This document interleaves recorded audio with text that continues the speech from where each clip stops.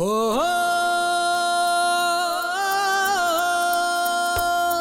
सुशासन की नींव पर खड़ा हरियाणा, तरक्की की राहों में आगे बढ़ता हरियाणा।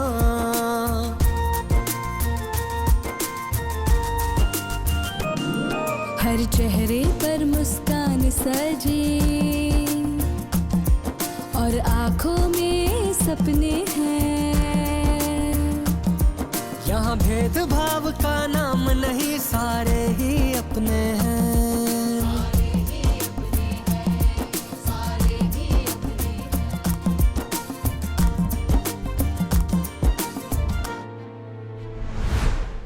सुशासन की परंपरा को एक नया आयाम देने में भूतपूर्व प्रधानमंत्री भारत रत्न श्री अटल बिहारी वाजपेयी का अहम योगदान रहा है और उनके इसी योगदान को सम्मान देते हुए यशस्वी प्रधानमंत्री श्री नरेंद्र मोदी ने साल 2014 से उनकी जयंती को सुशासन दिवस के रूप में मनाने की शुरुआत की।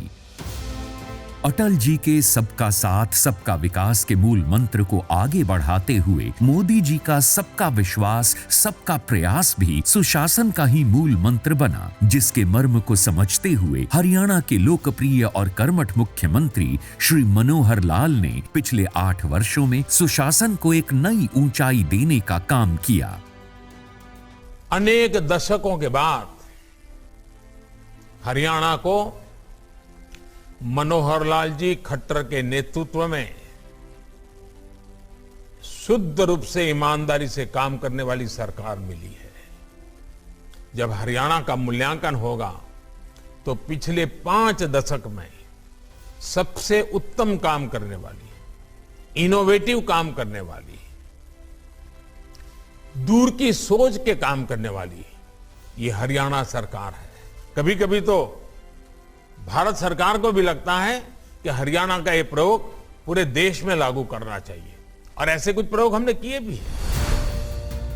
माननीय मुख्यमंत्री मनोहर लाल के नेतृत्व में हरियाणा सरकार ने पंक्ति में खड़े अंतिम व्यक्ति के कल्याण की सोच के साथ ई गवर्नेंस, जवाबदेही, पारदर्शिता, समावेशी विकास और जन भागीदारी सुशासन के इन पहलुओं को समझते हुए जनता के सरोकारों से जुड़े मुद्दों पर लगातार महत्वपूर्ण फैसले लिए हैं। नतीजतन तमाम योजनाओं के बीच वे प्रमुख योजनाएं जिसने हरियाणा सरकार की सुशासन नीति को राष्ट्रीय स्तर पर पहचान दी, उनमें परिवार पहचान पत्र का नाम अग्रणीय है। परिवार पहचान पत्र। परिवार पहचान पत्र के अंतर्गत राज्य के हर परिवार को एक अलग आईडी मिली जो सभी सरकारी सेवाओं के लिए मान्य है। आज 71 लाख से अधिक परिवारों के 2 करोड़ 85 लाख सदस्य पीपीपी के साथ पंजीकृत हैं, जिनसे 450 से अधिक योजनाएं और सेवाएं जोड़ी जा चुकी हैं। जाति, निवास व आय प्रमाण पत्र स्वचालित ढंग से जारी किए जा रहे हैं। आय के आधार पर 50 लाख परिवारों की पहचान कर सरकार की योजनाओं का लाभ हर एक वास्तविक लाभ पात्र तक पहुंचाने का काम किया गया है। 2023 से राशन कार्ड भी परिवार पहचान पत्र वेरिफिकेशन के जरिए बनाए जाने की योजना है। ई फसल क्षतिपूर्ति। समृद्ध किसान हमारी पहचान की सोच को लेकर आगे बढ़ने वाली हरियाणा सरकार ने मेरी फसल मेरा ब्यौरा पोर्टल से ई फसल क्षतिपूर्ति को जोड़कर सुशासन की एक नई पहल शुरू की है। किसान कल्याण की दिशा में ये राज्य सरकार का क्रांतिकारी कदम है। किसानों के लिए निर्धारित मेरी फसल मेरा ब्यौरा पोर्टल पर प्राकृतिक आपदा में क्षतिपूर्ति के लिए पंजीकृत कराने भर से फसल खराब होने पर क्षतिपूर्ति की राशि सीधे किसानों के खाते में जाएगी। रबी 2023 से ये व्यवस्था पूरे प्रदेश में लागू होने जा रही है। हरियाणा कौशल रोजगार निगम लिमिटेड युवाओं को संविदात्मक रोजगार में भी पारदर्शिता कायम करने व ठेकेदारी व्यवस्था पर विराम लगाने के उद्देश्य से 1 नवंबर 2021 को माननीय मुख्यमंत्री ने हरियाणा कौशल रोजगार निगम पोर्टल का शुभारंभ किया। इस योजना के माध्यम से सरकार के विभिन्न विभागों की जरूरत अनुसार संविदात्मक नियुक्तियां ऑनलाइन, पारदर्शी और निर्धारित मानकों के अनुरूप की जा रही हैं, इस नई प्रणाली के माध्यम से 1 लाख कर्मचारियों को दिसंबर 2022 के देय वेतन के लगभग 200 करोड़ रुपए सीधा उनके खाते में दिए जाएंगे। अब तक कुल 800 करोड़ रुपए वेतन का भुगतान कर्मचारियों के खाते में किया गया है। ऑटो अपील सिस्टम आस सेवा के अधिकार के तहत मुख्यमंत्री श्री मनोहर लाल की अगुवाई में ऑटो अपील सॉफ्टवेयर को लागू करने वाला देश का पहला राज्य है हरियाणा।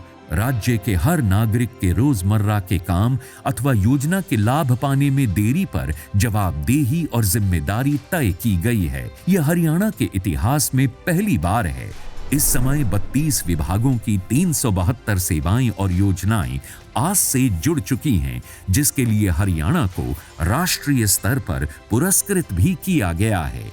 ऑटो अपील सॉफ्टवेयर में विभाग की सहमति से हर सेवा की समय सीमा तय की गई है, जिससे सेवा में तेजी आने के साथ साथ पारदर्शिता भी बढ़ी है। सेवा में देरी होने पर जिम्मेदार अफसर की पहचान भी आसान हुई है। करीब 1.25 साल पहले जब ऑटो अपील सॉफ्टवेयर लागू हुआ, उस समय सरल पोर्टल पर करीब 1,44,000 आवेदन लंबित थे। आस के प्रभावी क्रियान्वयन से ये संख्या अब मात्र 44,000 पर है। ई अधिगम योजना के जरिए सरकारी स्कूलों में पढ़ने वाले राज्य के 10वीं से लेकर 12वीं तक के लगभग 5,70,000 बच्चों को टैबलेट और डाटा की सुविधा देने की पहल की गई है। इससे छात्र तकनीकी स्तर पर तो समृद्ध होंगे ही, साथ ही वैश्विक स्तर की शिक्षा भी ग्रहण कर सकेंगे। मुख्यमंत्री अंत्योदय परिवार उत्थान योजना।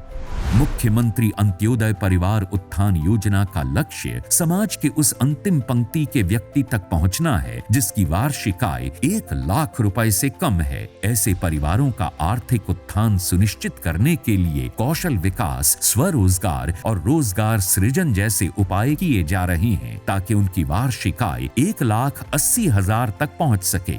योजना को मिशन मोड पर आगे बढ़ाने के लिए राज्य के सभी 22 जिलों में 861 अंत्योदय ग्राम उत्थान मेले आयोजित किए गए। मेलों में पहुंचे 1,37,544 चिन्हित लाभ पात्रों में से 76,941 लाभार्थियों को रोजगार के लिए ऋण राशि सैद्धांतिक रूप में मंजूर की गई और लगभग 35,000 लाभार्थियों के ऋण की राशि स्वीकृत भी हो चुकी है। ये योजना राज्य के हजारों परिवारों के चेहरे पर मुस्कान बन चुकी है।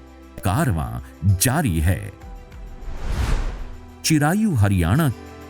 माननीय मुख्यमंत्री श्री मनोहर लाल का विजन है कि राज्य का हर जन स्वस्थ हो। इस दिशा में आयुष्मान भारत के अंतर्गत प्रधानमंत्री जन आरोग्य योजना को और आगे बढ़ाते हुए माननीय मुख्यमंत्री ने राज्य में 21 नवंबर 2022 को चिरायु हरियाणा की शुरुआत की। अब राज्य में 1,80,000 से कम वार्षिक आय वाले परिवारों को भी 5 लाख रुपए तक के मुफ्त कैशलेस इलाज की सुविधा दी जाएगी।